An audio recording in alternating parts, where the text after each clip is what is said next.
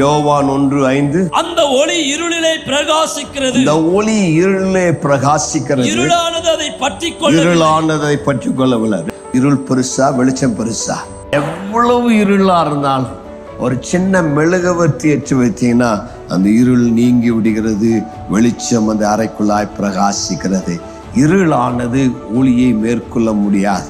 இருளால ஒளியை ஜெயிக்க முடியாது. இருளால இருளை துரத்த முடியாது.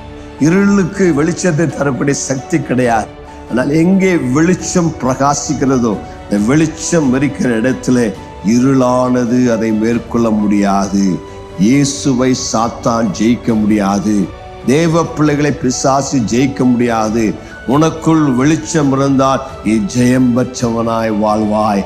உனக்குள் தேவனுடைய வெளிச்சம் பிரகாசிக்கும் என்று சொன்னால் இருள் உன்னை தொட முடியாது. இருள் உன்னை பற்ற முடியாது. இருளின் மேலே உனக்கு ஒரு அதிகாரத்தை தேவன் தரக்கூடியவராயிருக்கிறார். கர்த்தருக்கு மகிமை உண்டாவதாக.